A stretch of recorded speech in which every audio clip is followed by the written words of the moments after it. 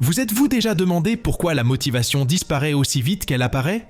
Nous sommes constamment bombardés de vidéos et de citations motivantes qui visent à nous inspirer et à nous pousser à agir. Vous regardez une vidéo motivante, vous êtes super enthousiaste, mais cet élan d'excitation ne dure que peu de temps. La neuroscience explique ce phénomène. Lorsque nous regardons une vidéo inspirante ou écoutons un discours motivant, notre cerveau libère une substance appelée dopamine. Beaucoup de gens pensent que la dopamine est le produit chimique du plaisir. Mais en réalité, elle est bien plus liée à la motivation et à l'anticipation des récompenses. Imaginez la dopamine comme un messager qui informe le cerveau que quelque chose de bon est sur le point de se produire. Ce neurotransmetteur nous donne ce coup de pouce initial pour agir. Cependant, cette sensation n'est pas éternelle. Peu après le pic de dopamine, ces niveaux commencent à chuter, tout comme notre motivation. Pour mieux comprendre, pensez à quelque chose de familier. L'enthousiasme de fixer des résolutions du nouvel an. Au début de l'année, vous vous sentez motivé et fixez des objectifs comme perdre du poids, étudier davantage, voyager ou économiser de l'argent. Cette motivation initiale est intense et inspirante. Mais au fil des mois, la réalité s'installe et la motivation initiale s'évanouit. Mais si vous ne comptez que sur la motivation pour atteindre vos objectifs, vous constaterez souvent des échecs, car la motivation est émotionnelle et peut être inconstante. La motivation initiale est forte, mais elle ne se maintient pas. Alors, comment transformer ces pics de motivation en quelque chose de durable ? La réponse réside dans la discipline. Contrairement à la motivation, qui est un état émotionnel passager, la discipline est une compétence qui peut être développée et renforcée au fil du temps. La discipline nous permet de continuer à agir, même lorsque la motivation s'estompe. Pour mieux comprendre la discipline, nous devons d'abord saisir deux concepts, la motivation extrinsèque et la motivation intrinsèque. La motivation extrinsèque provient de récompenses extérieures, telles que des compliments, de l'argent ou de la reconnaissance. Imaginez que vous travaillez dur pour obtenir une promotion au travail. La perspective d'une augmentation de salaire ou d'un titre plus élevé est ce qui vous motive. Cependant, cette motivation peut être temporaire. Une fois la promotion obtenue, le sentiment de satisfaction peut rapidement s'estomper et vous pouvez vous retrouver à nouveau démotivé. En revanche, la motivation intrinsèque vient de l'intérieur. Elle est animée par le désir personnel de croissance, de satisfaction et de réalisation. Platon, dans sa quête de compréhension de l'âme humaine, croyait que le véritable bonheur vient de l'intérieur et est lié au développement personnel et à la réalisation de notre potentiel. Il disait que la plus grande victoire est celle que nous remportons sur nous-mêmes. Lorsque vous vous consacrez à quelque chose parce que vous y croyez vraiment et que cela vous tient à cœur, cette motivation devient beaucoup plus puissante et durable. Pour illustrer cela, pensez à l'apprentissage de la guitare. Si votre motivation est d'impressionner les autres, ce désir peut disparaître rapidement. Mais si vous aimez vraiment la musique et que vous souhaitez apprendre pour votre propre plaisir et épanouissement, cette passion vous poussera à pratiquer, même lorsque les résultats ne se manifestent pas immédiatement. La motivation intrinsèque est liée à notre sens du but et de la signification. Lorsque nous faisons quelque chose parce que nous croyons en sa valeur, nous sommes connectés à une source d'énergie qui ne dépend pas de facteurs externes. Cela nous donne la résilience nécessaire pour persévérer, même face aux obstacles. La philosophie stoïcienne nous enseigne que nous devons nous concentrer sur ce que nous pouvons contrôler, nos actions et nos réactions, et trouver de la satisfaction en faisant de notre mieux. Les stoïciens, comme Épictète et Marc Aurèle, croyaient que la clé d'une vie épanouie réside dans le fait de se concentrer sur les choses que nous pouvons contrôler. Épictète disait « Ce ne sont pas les choses qui nous troublent, mais l'opinion que nous en avons ». Cela nous rappelle qu'en nous concentrant sur nos propres actions et efforts, nous trouvons une source de motivation à l'abri des circonstances extérieures. Cette perspective nous donne la force de persévérer, quels que soient les défis qui se présentent. Lorsque nous nous concentrons sur ce que nous pouvons contrôler, nous développons un sens d'autonomie et d'autosuffisance. La motivation intrinsèque nous encourage à définir nos propres critères de réussite et à poursuivre des objectifs qui ont une véritable signification pour nous. Cette quête de sens nous donne la force de continuer, même lorsque nous rencontrons des difficultés ou lorsque les progrès semblent lents. Au lieu de dépendre de stimuli externes pour nous motiver, nous devons cultiver une source interne de motivation. Lorsque nous sommes intrinsèquement motivés, nous faisons les choses parce qu'elles ont du sens pour nous. et cela nous donne l'énergie pour continuer, même face aux défis. Cultiver cette motivation intrinsèque est une étape cruciale pour construire une vie disciplinée et atteindre nos objectifs à long terme. Mais si la motivation intrinsèque est si puissante, pourquoi est-il si difficile de rester sur la bonne voie ? La réponse se trouve dans la discipline.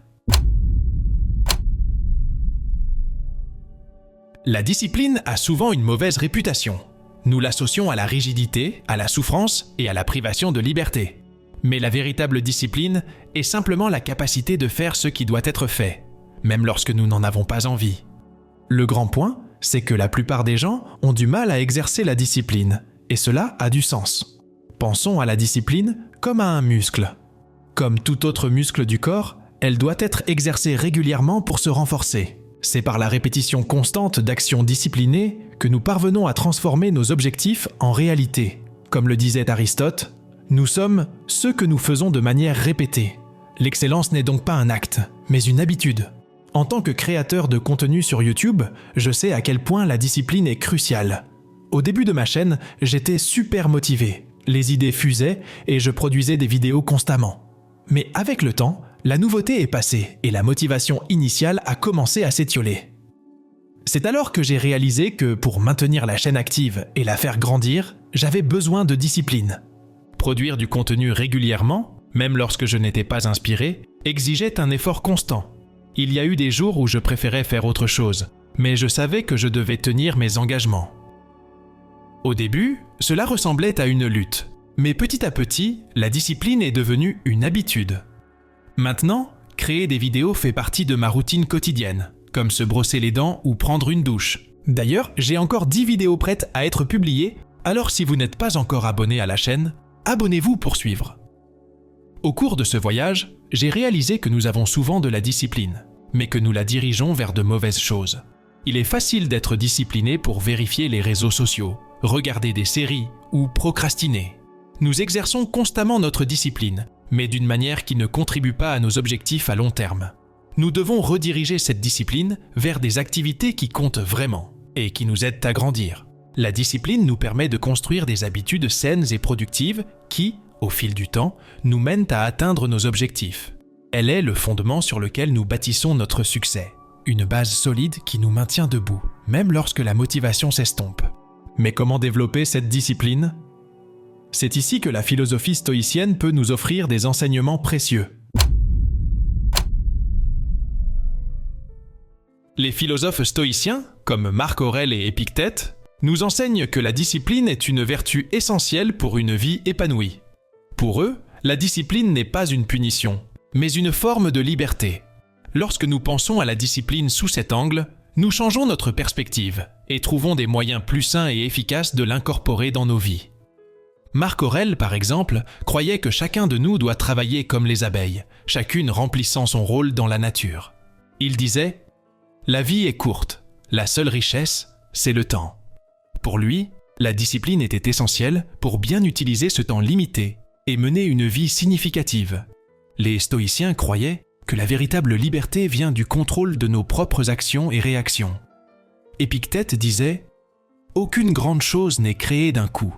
Il y a un petit commencement. » Cela nous rappelle que la discipline est un processus graduel, construit à travers une pratique constante et répétée.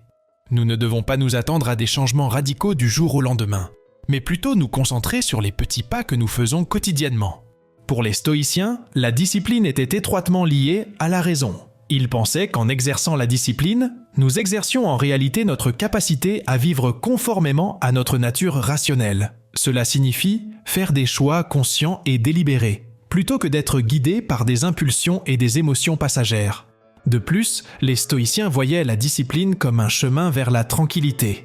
En vivant selon des principes solides et en maintenant la constance dans nos actions, nous évitons l'agitation et le stress qui viennent de l'inconstance et du manque de but.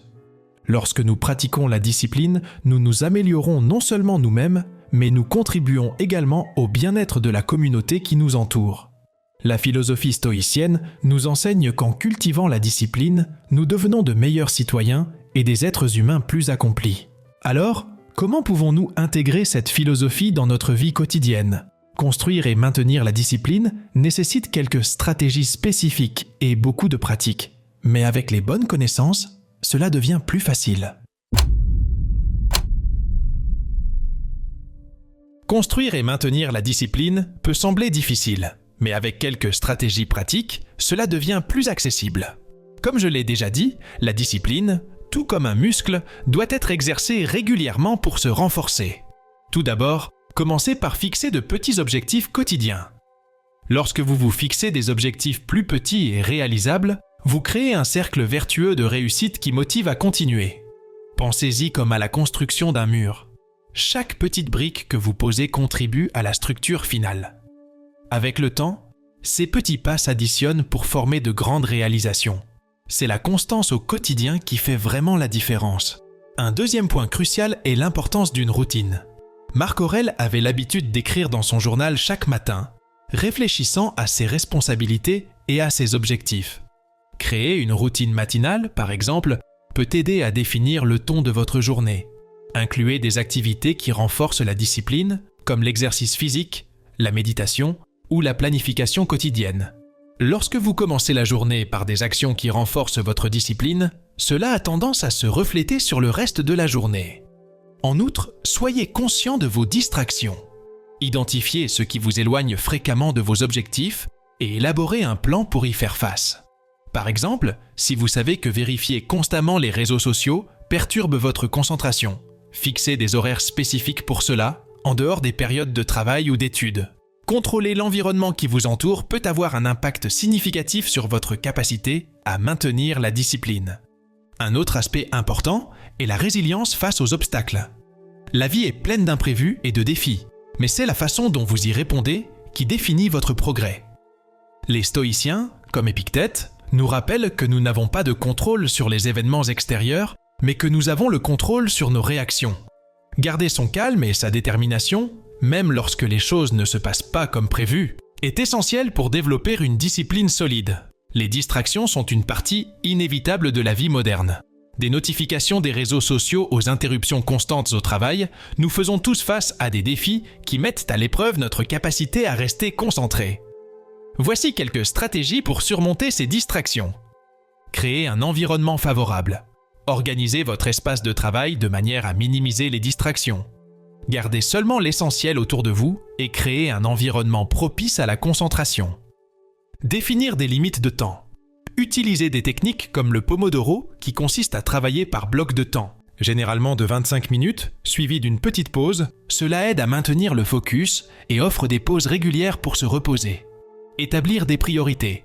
Soyez clair sur vos priorités quotidiennes. Faites une liste de tâches et concentrez-vous d'abord sur les plus importantes. Cela augmente non seulement la productivité, mais renforce également la discipline en terminant les tâches les plus cruciales. De plus, célébrez vos réussites. Reconnaître et célébrer vos petites victoires aide à maintenir la motivation et renforce votre engagement envers la discipline. Chaque pas en avant, aussi petit soit-il, est un progrès vers vos objectifs plus grands. Apporter la discipline dans votre vie quotidienne implique une pratique constante et des ajustements continus. À mesure que vous intégrez ces stratégies, vous verrez comment la discipline devient une partie naturelle de votre vie, offrant une base solide pour atteindre n'importe quel objectif que vous vous fixez. Lorsque nous parvenons à surmonter les distractions et à rester concentrés, la discipline devient une habitude et les résultats commencent à apparaître de manière plus cohérente et durable. Sénèque a dit un jour que la vie est courte et que bien souvent, nous en gaspillons une grande partie. Combien de personnes connaissez-vous qui vivent sans but clair, sans objectif pour guider leurs actions ? Pour vraiment nous sentir motivés, nous devons avoir un objectif défini, quelque chose qui nous inspire à continuer. Lorsque nous n'avons pas d'objectif spécifique, nous avons tendance à dépenser notre énergie dans des activités qui n'apportent pas de bénéfices à long terme. Pensez à ce proche qui passe ses journées à boire et à regarder la télévision. Sans direction claire, nous nous engageons dans des habitudes qui ne contribuent pas à notre développement personnel. Marc Aurèle mettait en garde contre les personnes qui sont toujours occupées, mais n'accomplissent jamais rien de significatif. Elles se fatiguent, mais sans objectif, leurs efforts ne mènent nulle part. Bien que la discipline exige également des efforts, elle apporte des récompenses durables. Dans le monde moderne, Il est facile de se perdre dans les fêtes, les jeux et les marathons de séries.